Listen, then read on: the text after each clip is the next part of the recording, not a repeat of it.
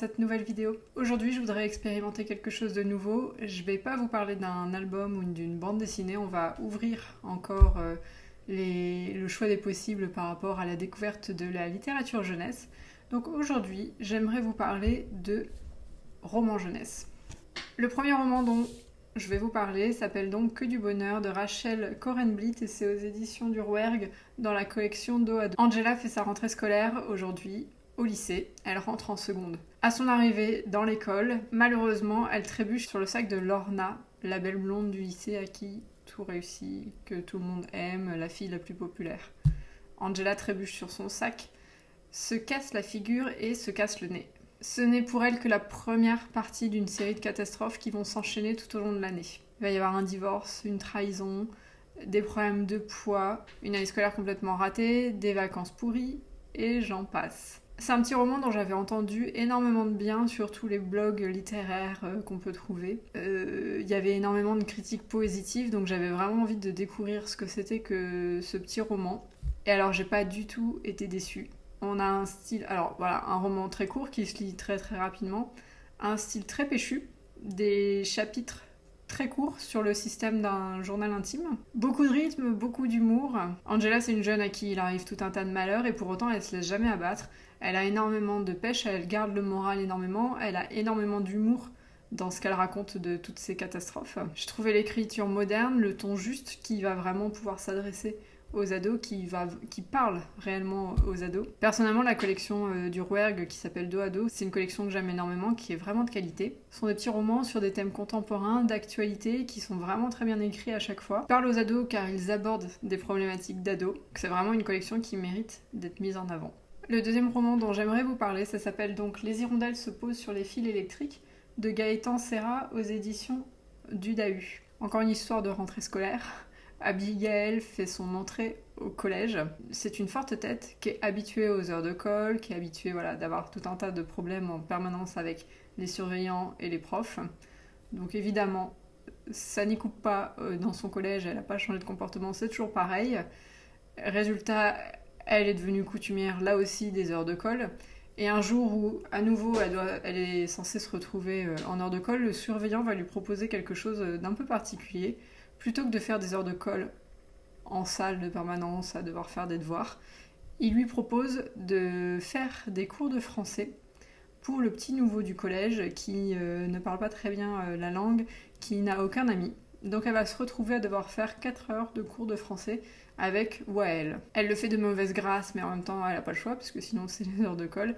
Et elle va découvrir petit à petit l'histoire de Wael qui a fui son pays. Encore un petit roman très court, qui se lit très rapidement, sur l'immigration, le déracinement, la difficulté de s'intégrer dans un pays qui n'est pas le sien, avec une langue qu'on ne maîtrise pas complètement. Un roman qui est complètement d'actualité, qui va à l'essentiel. Il y a plusieurs quiproquos qui sont assez rigolos, parce qu'en fait, la narratrice, Abigail, ne comprend pas les expressions imagées. Elle les prend toutes au premier degré, donc ça donne des situations assez cocasses. C'est un roman qui montre l'importance de la bienveillance des uns et des autres envers les gens, envers les gens qu'on ne connaît pas, au lieu de se faire une opinion toute faite sur les personnes, l'importance de ne pas juger. Et ça montre aussi toute la richesse que peut apporter le fait d'être ouvert et de découvrir des nouvelles personnes et d'aller à leur rencontre, de faire un premier pas vers eux. Et donc ça à signaler, c'est le premier roman d'une nouvelle maison d'édition qui s'appelle Les éditions du Dahu. Et on terminera cette vidéo avec le dernier roman qui s'appelle Sur la route d'Indianapolis de Sébastien Gendron. C'est chez Manière Jeunesse. Donc ce roman, en fait, il m'avait été présenté lors d'une des présentations à laquelle je vais à la Bibliothèque nationale de France. Il y a tous les mois, en fait, les professionnels de la joie par les livres qui font des présentations de toutes les nouveautés qu'ils ont reçues et qui les chroniquent. Et ça, c'était un de leurs coups de cœur. Donc j'avais envie de le découvrir et de voir un peu ce qu'il en était. On va suivre l'histoire de Lilian, qui a 11 ans, qui part en vacances aux États-Unis avec son père, parce qu'il a de la famille là-bas aux États-Unis, il a un oncle et une tante là-bas. Donc ils partent une semaine en vacances là-bas. Pour des raisons de travail, son père doit se rendre à Indianapolis quelques jours avant Lilian, qui lui reste avec son oncle et sa tante à Chicago. Et donc il doit rejoindre son père en bus à Indianapolis pour pouvoir rentrer après en France. Une fois dans le bus, à un moment, il est pris d'une envie pressante, ce qui peut arriver. Donc à un des arrêts du bus, il descend pour aller soulager cette envie. et le chauffeur qui est un... Et le chauffeur dont je tairai les noms qui me viennent dans la tête pour le qualifier, qui est bien au courant hein, que le jeune est sorti du bus pour aller aux toilettes, vu qu'il ne veut surtout pas rater son horaire, repart sans le jeune, en le laissant au milieu de nulle part sans aucun scrupule. Lilian se retrouve abandonné, voilà, sur les grandes routes des États-Unis, donc c'est en 1970. C'est en 1970, donc vous imaginez bien les grandes routes des États-Unis où il y a un arrêt de bus au milieu de nulle part, il n'y a rien, il n'y a personne, etc. Il n'y a pas de téléphone portable, enfin voilà, aucun moyen de dire à son père que le bus est reparti sans lui. Il y a une autre personne du bus qui est descendue au même arrêt que lui. Et là, va s'enchaîner toute une série d'événements, de catastrophes. Typiquement, l'autre personne qui s'est arrêtée avec lui dans le bus, il y a un avion qui arrive à un moment et qui va se mettre à tirer sur cet homme-là. Et Lilian se retrouve au milieu de cette situation.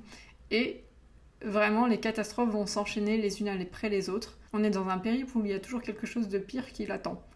Comme si c'était possible. On en rajoute encore et encore dans la série de catastrophes. Là, on est à nouveau, toujours sur un roman court. Façon road trip, ce qui est sympa, c'est que les chapitres sont entrecoupés de petits mini-chapitres explicatifs sur comment c'était aux États-Unis à l'époque.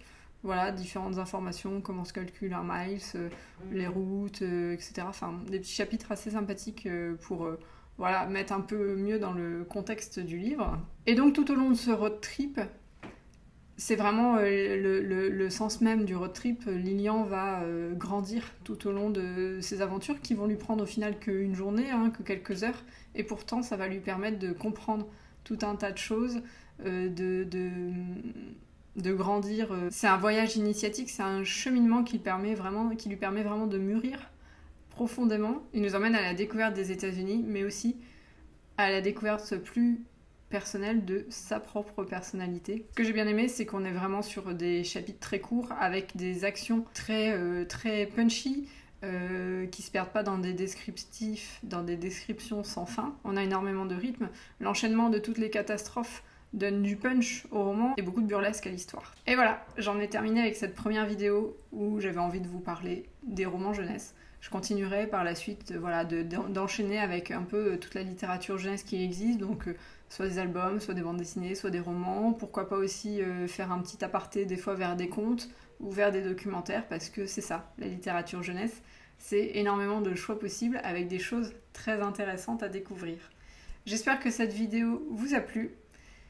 N'hésitez pas à me laisser des commentaires dans la barre en dessous, ça fait toujours plaisir d'avoir un peu vos avis sur les choses. Et surtout, n'hésitez pas à vous abonner à ma chaîne. Je vous dis à très bientôt pour une prochaine vidéo. Allez, salut!